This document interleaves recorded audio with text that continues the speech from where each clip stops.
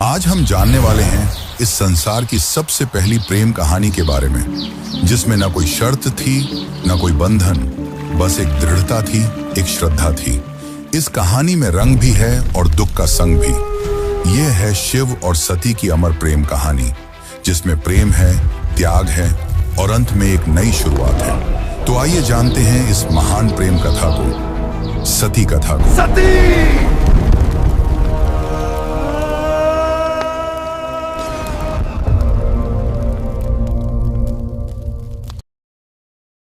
सृष्टि के आरंभिक काल की बात है, जब ब्रह्मा ने अपने मानस पुत्रों को रचा। उन्हीं में से एक थे दक्ष प्रजापति, अत्यंत बुद्धिमान परंतु उतने ही अहंकारी। दक्ष को अपनी योग्यता, अपनी शक्ति और अपने सृष्टिकर्ता के कुल से उत्पन्न होने का बड़ा अभिमान था। उसने वर्षों की तपस्या की और देवताओं से वरदान पाए संतान की प्राप्ति के लिए। उसकी यह तपस्या रंग लाई और उसे एक अत्यंत दिव्य कन्या की प्राप्ति हुई, वही जिसे हम आज देवी सती के नाम से जानते हैं। सती का जन्म किसी साधारण कन्या की भांति नहीं हुआ था। उनका स्वरूप स्वयं शक्ति का अंश था। कहते हैं वह स्वयं आदि शक्ति का अवतार थी। दक्ष को अपनी पुत्री पर गर्व था, लेकिन साथ ही उसके मन में एक अभिलाषा थी कि वह अपनी इस कन्या का विवाह किसी महान देवता, किसी वैभवशाली राजकुमार या किसी प्रतिष्ठित गृहस्थ से करेगा। उसे यह कल्पना भी नहीं थी कि उसकी पुत्री का हृदय वहां बन चुका है, जहां वैभव का कोई मोल नहीं, जहां वैराग्य ही आभूषण है, भगवान शिव। देवी सती बचपन से ही विचित्र स्वभाव की थी। अन्य कन्याओं की तरह ना तो उन्हें श्रृंगार में रुचि थी, ना ही राजसी जीवन की भव्यता में। जब जब वह शिव की चर्चा सुनती, जब किसी आर्षि द्वारा शिव की महिमा का वर्णन होता, उनका हृदय गहरे भावों से भर उठता। शिव जो श्मशानवासी हैं, जो मृग चर्म धारण करते हैं, जो भस्म रमाते हैं और सर्पों को आभूषण की तरह पहनते हैं। आम कन्याओं के लिए यह भय का कारण होता, पर सती के लिए यही शिव उनके अंतर्मन में बस चुके थे। धीरे धीरे यह आकर्षण भक्ति में बदला और भक्ति प्रेम में। अब सती का एक ही लक्ष्य था, शिव को पति रूप में प्राप्त करना। पर यह मार्ग आसान नहीं था। जब दक्ष को सती की इच्छा का आभास हुआ तो वह क्रोधित हो उठा। उसकी आंखों में तो शिव एक जंगल में भटकने वाले योगी मात्र थे। उसने सती को समझाने का प्रयास किया कि वह किसी योग्य, राजसी और सम्माननीय वर को चुने, पर सती अब निर्णय कर चुकी थी। उन्हें किसी धन, वैभव या पद की आवश्यकता नहीं थी। उन्हें चाहिए था वह परम पुरुष जो संन्यास में भी पूर्ण है, जो मौन में भी संपूर्ण है। और इसी लक्ष्य के लिए सती ने आरंभ की कठोर तपस्या। पर्वतों की गुफाओं में प्रचंड वायु और वर्षा के बीच सती ने भोजन तक त्याग दिया। उन्होंने पृथ्वी पर बैठकर खुले आकाश में बिना निद्रा के केवल शिव के ध्यान में लीन रहकर दिन, सप्ताह और महीनों का तप किया। देवताओं तक को आश्चर्य हुआ कि एक कन्या इतनी कठोर तपस्या कैसे कर सकती है। और जब उनकी तपस्या की अग्नि ने त्रिलोक को प्रभावित करना शुरू किया, तब अंततः भगवान शिव ने उनकी भक्ति को स्वीकार करने का निर्णय लिया। पर यह तो आगे की कथा है। अभी तो एक पिता के अहंकार और एक पुत्री के समर्पण की टकराहट शुरू हुई है।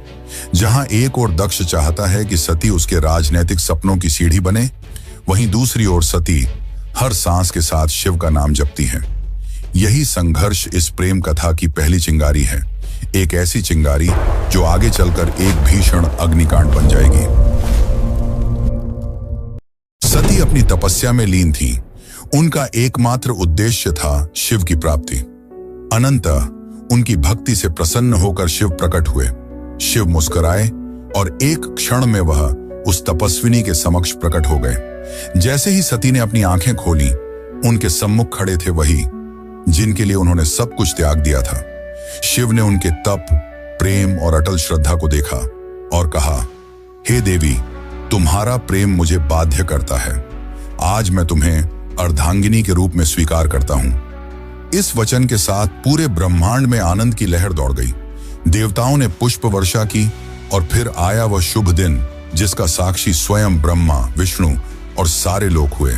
शिव और सती का दिव्य विवाह। शिव बारात लेकर स्वयं कैलाश से निकले, पर यह कोई साधारण बारात नहीं थी। इसमें भूत, प्रेत, पिशाच, नाग, सिद्ध, योगी, अर्षि, देवता सब सम्मिलित थे। शिव की सवारी नंदी थी, शरीर पर भस्म, जटा से गंगा, गले में नाग। यह स्वरूप देख सभी स्त्रियां भयभीत हो उठी, पर सती के चेहरे पर गर्व था। उन्हें अपने शिव पर गर्व था। वैभव नहीं, सत्य का स्वरूप थे वह। विवाह का आयोजन राजसी नहीं था, पर दिव्यता से भरा हुआ था। स्वयं ब्रह्मा ने मंत्रोच्चारण किया, विष्णु ने कन्यादान किया और समस्त लोगों ने इस मिलन का स्वागत किया। यह केवल दो आत्माओं का नहीं, सृष्टि के दो मूल तत्वों शिव और शक्ति का मिलन था। लेकिन इस भव्य विवाह में एक स्थान रिक्त रहा। सती के पिता दक्ष प्रजापति, वह नहीं आए, ना ही कोई संदेश भेजा, ना ही कोई आशीर्वाद, क्योंकि उनके लिए यह विवाह एक अपमान था, एक चुनौती उनके अभिमान को। उनके अनुसार यह मिलन योग्य नहीं था।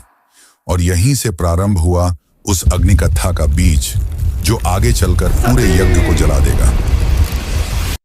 समय धीरे धीरे बीतता है। कैलाश पर्वत पर प्रकृति की गोद में शिव और सती अपना वैवाहिक जीवन शांतिपूर्वक और आनंद से व्यतीत कर रहे हैं। कैलाश की गुफाएं, मंदाकिनी की कलकल धारा और बर्फीली हवाएं सब साक्षी थीं उस दिव्य प्रेम की, जो समय और शब्दों से परे था। लेकिन इसी बीच एक और स्थान पर कुछ और ही चल रहा था, राजा दक्ष के मन में। सती के शिव से विवाह को वह अभी तक स्वीकार नहीं कर पाया था। हर बार जब कोई शिव की महिमा का गुणगान करता, दक्ष की भौहें तन जाती। उसे लगता कि शिव ने उसकी पुत्री को अपनी योग्यता से नहीं, किसी छल से प्राप्त किया है। वह अपनी सत्ता, अपना रुतबा, अपनी श्रेष्ठता सिद्ध करना चाहता था, और उसी घमंड ने उसे एक विशाल यज्ञ के आयोजन की प्रेरणा दी। दक्ष ने यज्ञ का आयोजन बड़ी धूमधाम से किया।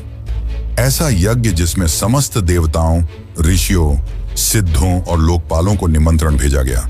ब्रह्मा से लेकर इंद्र तक हर कोई आमंत्रित था, परंतु एक नाम उसमें अनुपस्थित था, महादेव शिव का। यह कोई भूल नहीं थी, यह था दक्ष का जानबूझकर किया गया निर्णय। उसने शिव को निमंत्रण नहीं भेजा, क्योंकि उसका अहंकार उसे यह स्वीकार नहीं करने देता था कि उसकी पुत्री ने उस योगी से विवाह कर लिया, जो ना कोई राज्य रखता है, ना कोई वस्त्र, और जो श्मशान का वासी है। दक्ष को लगता था कि शिव को यज्ञ में आमंत्रित करना उसके सम्मान के विरुद्ध होगा। जब यज्ञ की तैयारियां चल रही थीं, उसी समय सती ने इस आयोजन की बात सुनी।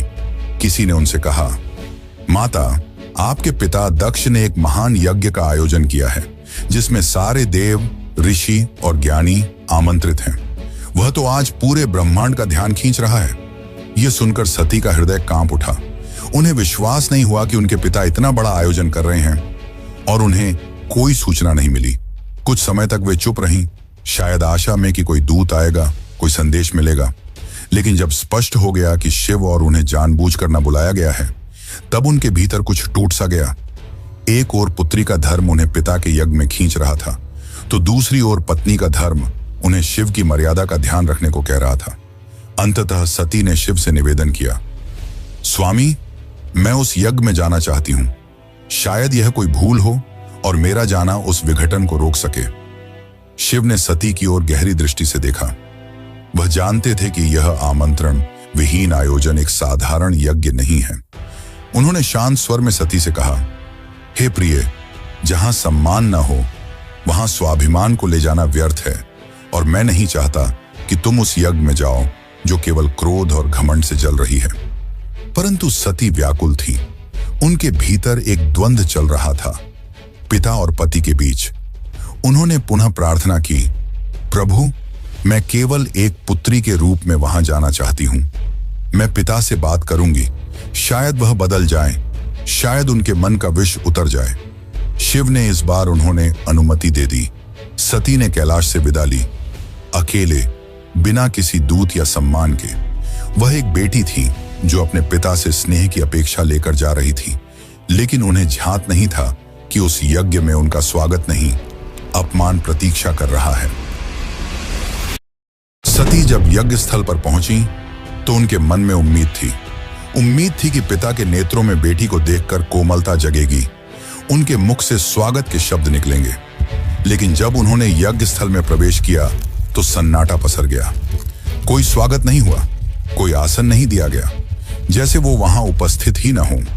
वहां बैठे देवताओं की आंखों में असहायता थी। सती ने पिता की ओर देखा, धीमे स्वर में कहा, पिताश्री, क्या आप नहीं चाहेंगे कि आपकी पुत्री भी इस पावन यज्ञ में सम्मिलित हो? दक्ष ने ठंडी हंसी के साथ उत्तर दिया, पुत्री, जिस दिन तूने उस नग्न भस्म रमाए श्मशान में विचरने वाले औघड़ को अपना पति चुना, उसी दिन तू मेरी पुत्री नहीं रही। दक्ष का स्वर ऊंचा हो रहा था और उसके शब्द जैसे शिव के लिए विष से भरे बाण हो। यह सुनकर सती की आत्मा कांप उठी थी। यह केवल अपमान नहीं था, यह शिव के उस स्वरूप का तिरस्कार था जो समस्त सृष्टि का आधार है। वे उठी, सभा की ओर देखा और बोली, तुम सब यहां धर्म की बात करने आए हो, यज्ञ की बात करते हो, पर जिस शिव के बिना कोई यज्ञ संपन्न ही नहीं हो सकता, उसी शिव का तुम अपमान करते हो। फिर उन्होंने आगे कहा, जिसे तुम औघड़ कहते हो वही काल का भी काल है।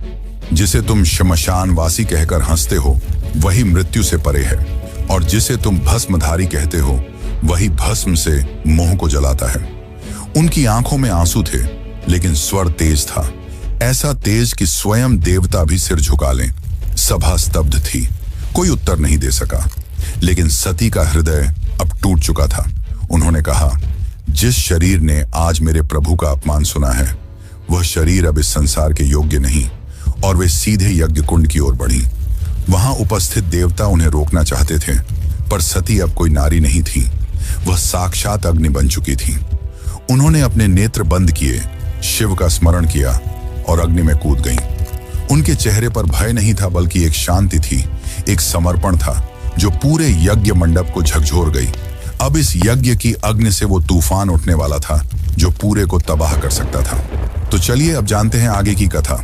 लेकिन उससे पहले अगर आपको वीडियो अच्छी लग रही है तो वीडियो को लाइक जरूर करें और कमेंट में लिखें, हर हर महादेव। कैलाश पर शांति थी, पर वह शांति तूफान से पहले की थी।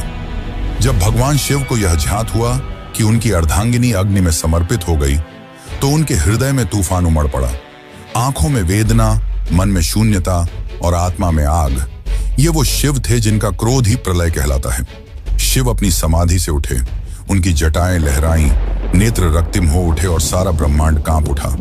फिर अपने दोनों हाथों से अपनी जटाएं पकड़ी और उन्हें पृथ्वी पर पटक दिया। उसी क्षण पृथ्वी फटी और उस क्रोध की ज्वाला से प्रकट हुआ एक रूप, भयंकर, तेजस्वी और अजेय, वीरभद्र। वीरभद्र कोई सामान्य योद्धा नहीं था, वह शिव के विकराल रूप का अंश था। उसका शरीर अग्नि सा दीप्यमान था, आंखों में प्रतिशोध की ज्वाला, हाथ में तलवार। उसका प्रकट होना सृष्टि के संतुलन को डगमगाने लगा था। वीरभद्र प्रचंड गति से दक्ष के यज्ञ की ओर बढ़ चला। जिस दिशा में वह चलता, धरती कांपती, आकाश बदलता और देवताओं के हृदय कांप उठते। जैसे ही वीरभद्र यज्ञ स्थल पर पहुंचा, आकाश में अंधकार छा गया और वीरभद्र प्रकट हो चुका था। उसकी उपस्थिति मात्र से यज्ञ की अग्नि थर्रा उठी। वह बिना रुके आगे बढ़ा। पहले यज्ञ वेदी को तोड़ा, फिर वेद पाठ करने वाले ब्राह्मणों को हटाया। उसकी आंखों में एक ही लक्ष्य था, दक्ष। वीरभद्र के सामने कोई नहीं टिक सका। वह अकेला था, परंतु अजेय। उसके प्रत्येक प्रहार में शिव का शाप था और हर गर्जना में सती का विलाप। अंततः वह दक्ष के सामने पहुंचा। दक्ष अब भी अपने अभिमान में डूबा था। वह चिल्लाया, मैं यज्ञ करता हूं, मुझे कोई छू नहीं सकता। वीरभद्र ने उसकी आंखों में देखा और कहा, तू पिता कहलाने योग्य नहीं। आज तुझे उसी अग्नि में भस्म करूंगा जिसमें तूने धर्म का मजाक उड़ाया। और एक ही झटके में वीरभद्र ने अपनी तलवार से दक्ष का सिर धड़ से अलग कर दिया। पूरी सभा में सन्नाटा छा गया। देवता स्तब्ध रह गए। यज्ञ की अग्नि बुझ गई और पृथ्वी पर सिर्फ राख रह गई। वो राख जो अहंकार, अधर्म और अपमान की अंतिम परिणति थी। वीरभद्र शिव की आज्ञा पूरी कर चुका था। पर यह कहानी यही नहीं रुकती। अब आएगा वो क्षण जब शिव स्वयं यज्ञ स्थल पर पहुंचेंगे, सती के शव को उठाएंगे और सृष्टि में संतुलन डगमगाएगा। जब महादेव यज्ञ स्थल पर पहुंचे, उन्होंने सती के जले हुए शरीर को देखा। वह दृश्य ऐसा था जिसने स्वयं काल को रुला दिया। शिव ने धीरे से कंपाते हाथों से अपनी सती को बाहों में उठा लिया। उनकी आंखों से आंसू थे और फिर वह चल पड़े। शिव सती के शव को अपनी गोद में लिए पूरे ब्रह्मांड में भटकने लगे। उस विरह में जो पूरे ब्रह्मांड को भयभीत कर रहा था, ब्रह्मांड असंतुलित होने लगा। देवता भयभीत हो उठे। यदि शिव यूं ही विलाप करते रहे तो सृष्टि का संतुलन टूट जाएगा, प्रलय आ जाएगा। तब सभी देवता भगवान विष्णु के पास पहुंचे और उनसे सृष्टि को बचाने की प्रार्थना की। तब विष्णु ने अपना सुदर्शन चक्र चलाया। जैसे ही सुदर्शन चक्र चला, उसने सती के शरीर को टुकड़ों में विभाजित कर दिया। शिव कुछ क्षणों के लिए रुके पर प्रतिरोध नहीं किया। यह सृष्टि के लिए आवश्यक था। जहां जहां सती के अंग गिरे वहां दिव्य ऊर्जा फैल गई। पृथ्वी के वे स्थान शक्ति से भर उठे और वहीं बने शक्तिपीठ। ये कोई सामान्य स्थल नहीं थे। ये उस अमर प्रेम की गवाही थे जो शिव और सती के बीच था। ये थे वे स्थान जहां स्त्री, शक्ति, प्रेम, बलिदान और भक्ति सब कुछ एक साथ साकार हुए। कुछ स्थानों पर सती की आंखें गिरीं, कहीं उनका हृदय, कहीं उनके केश, तो कहीं उनके चरण, और हर स्थान एक केंद्र बन गया मां शक्ति का, जो हर रूप में पूजनीय हुई। कभी दुर्गा, कभी भैरवी, कभी भवानी। यही वे स्थान हैं जिन्हें आज हम कामाख्या, वैष्णो, ज्वाला, हिंगलाज और तारापीठ जैसे नामों से जानते हैं। इस प्रकार सती के वियोग से जन्मे ये शक्तिपीठ न केवल देवी के अंग हैं, ये उस प्रेम की शाश्वत उपस्थिति है जो आत्मा से आत्मा तक जुड़ता है। शिव अंततः हिमालय लौटे, पर अब वह ध्यान मग्न हो गए। वर्षों तक एक चट्टान की भांति बैठ गए, समाधि में डूबे। ना शब्द, ना गति, ना भावना, बस मौन और सती की स्मृति।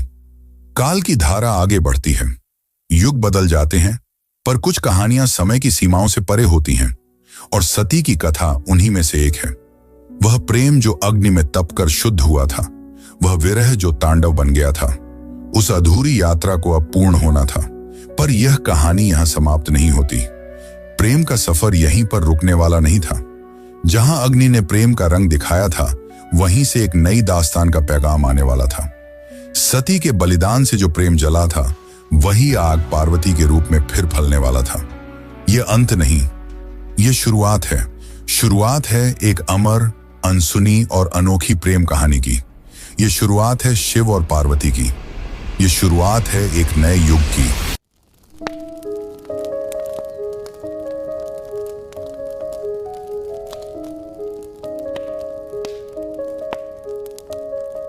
दारुण करुण सत्य सारिका अपरिजय शिवरायिका अबला जडपथिर पालिका हरदासिका सदारिका बलनि कुशैकराका नतीन रत्ना भवसारिका किलकर्तास्मान स वैष्णव जल्पतो किनो प्रमुञ्च वृत्तिधृत नयना मृदता बलनि किनु बिभ्रता किना प्रशम्य विषकञ्जकं मरमतः सदा सेनादिशति वेदसमर्यां धरे दूरनुभवा भवनिर्वणसुता विनिगीयमाण सर्गा सर्वयस्तोमिनी मता किञ्चयोदास्यमभ्या खिन्ना हार्दकुक्तिजातयानं हन्ति त्रच्छ्रुतिबद्धप्रजल्पं क्रुद्धा धरे दुरनुभवा भवनिर्वणसुता हृदि धृतनयनमृदता प्रबलनि किं बिभ्रतः किन प्रशम्य विषकञ्जकं धर्मतः सदा सेनादिशति वेदसमर्यां धरे दुरनुभवा भवनिर्वणसुता